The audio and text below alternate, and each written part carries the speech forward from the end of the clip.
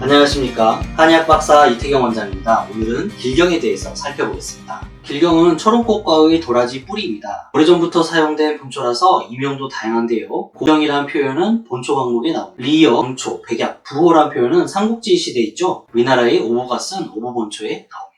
도라지꽃은 다들 아시죠? 뿌리는 길쭉길쭉하고 질은 단단하지만 꺾어지기 쉽습니다. 한국, 중국, 각지, 야산에 자생합니다. 길경의 주치를 보겠습니다. 호흡기와 관련된 주치가 압도적으로 많죠. 그 다음은 복부와 관련되어 다양한 증상이 있고요. 그 외에 경공, 경간, 중압 등의 증상이 있습니다. 주치를 보면 두면부, 인후, 폐, 기관지 정도 있고요. 여기에 증상은 종통, 창, 해수, 농혈 등이 있습니다. 길경의 양리 연구를 보겠습니다. 길경은 많이 알려진 본초로 많은 논문이 있습니다. 여기 정리한 것 외에도 아주 많죠. 항증시, 전원 억제 작용, 그 다음에 면역 반응을 억제하고 변이를 억제하고요. 종양의 부착, 침윤, 전이를 억제합니다. 폐호흡기계에서 뮤신을 분비합니다. 면역 반응을 향상시킨다는 논문도 많은데 위에 2번에 면역 반응 억제 논문과 배치가 되죠. 지방 생성을 억제하고 에너지 소비를 가속화합니다. 정맥 주사를 썼을 때 이완 진정 작용도 있군요. 길경은 역사가 오래되었고 이명이 다양하고 중국이나 한국 전역에 자생하죠. 길경, 제니, 사삼은 생긴 것도 비슷해서 많이 헷갈려왔어요. 지금이야 학명까지 구별하면서 사용하지만 과거에 사용한 이명이 저렇게 많은 거 보면 초롱꽃과에서 혼용이 많이 있지 않았나 싶습니다. 주치도 보면 약간 애매한 부분들도 보이고요. 물론 제 개인적인 생각입니다. 양연구를 보면 면역 억제도 있고 면역 증진도 있죠. 면역을 상황에 따라 조절해준다. 이렇게 생각하면 쉽겠죠. 그리고 폐호흡기계에 뮤신 분비를 한다는 내용이 있죠. 의서의 주치에 있는 폐호흡기계 증상들과 통하는데요. 자, 의서에서 주치의 증상들은 거의 다 염증과 관련됩니다. 종, 통, 창까지는 상피의 다른 조직에도 있을 수 있는 증상이고요.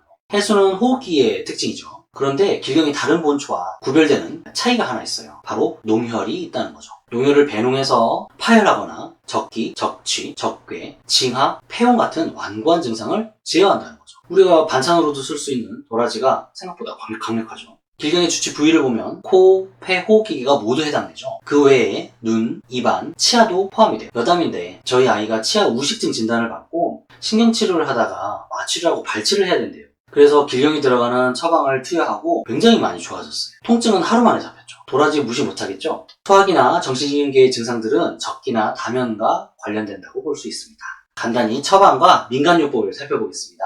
길경탕은 상한론에 감초 길경을 써서 임통에 사용하였습니다. 태평해민 화재국방에는 여성탕이라고 해서 주치를 자세히 기술하였는데요. 풍열 도끼가 상공해서 인통 후비뿐만 아니라 폐홍, 해수, 객타, 농혈까지 다스린다고 하였습니다. 배농탕은 길경, 생강, 대조, 감초가 들어가서 창홍몽이나 장홍을 다스렸어요. 방극에는 농혈 및 끈적한 가래를 역시 언급하였고요. 배농사는 길경지실 자약이 들어가서 끈적한 담을 토하거나 대변에서 농혈이 나오는 것도 다스렸습니다. 장홍 같은 거죠. 길경백산은 산물백산, 백산으로도 불리고요. 길경파두, 폐모를 써서 폐홍을 다스린다고 하였습니다. 길경지각탕은 지경탕이라고도 하고요. 송대의 인제직지 방론에 나오고 조선시대의 의방유치에도 나옵니다. 길경지각, 감초, 생강을 써서 기가 막히고 그득하고 답답한 데에 사용했는데 기가 안 내려가는 대변 불통에도 사용하였습니다. 현계탕은 본초 현계 파트에 나왔었는데요. 길경탕에 현계가 들어가서 인후의 증상에 사용하였습니다. 배도라지청 많이 아시죠? 기침이 잘 안 떨어질 때 도라지와 배를 갈아서 꿀에 재어 많이들 드시죠? 간혹 효과를 보시는 분들도 계시죠? 이거 드시고 효과 보는 경우는 폐호, 농혈 이런 것과 관련되는 기침에 해당되는 거죠. 길경차는 목이 아프고 간지럽고 답답하면서 마른 기침 날 때 마신다고 합니다. 길경 10g에 꿀 약간을 넣어서 끓는 물에 5분에서 10분 정도 담가서 하루 한 번씩 그 물을 마십니다. 처방에서 보면 느낌이 상한 금계에서의 길경과 나머지 길경의 주치가 조금 달라 보이시나요? 후세방에서는 단순히 흉부, 호흡기계 쪽에 사용하였고요. 상한 금계에서는 폐홍, 장홍, 농혈 같은 깊은 병증이 썼어요. 과연 동일한 기원식물일까 하는 의심이 계속 듭니다. 현재의 길경의 용량을 본방보다 더 높게 쓰면 상한 금계 같은 깊은 병증에 실제 효과가 있습니다.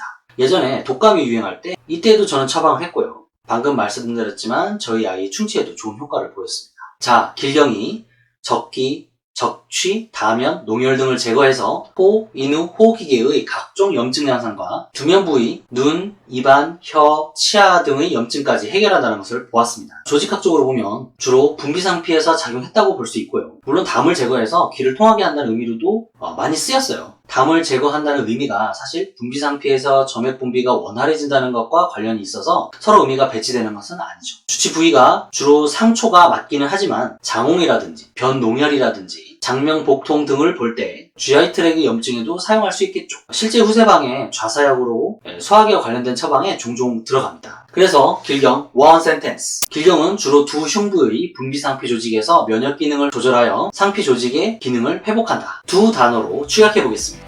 분비 상피에서 면역을 회복한다. 경청해 주셔서 감사합니다.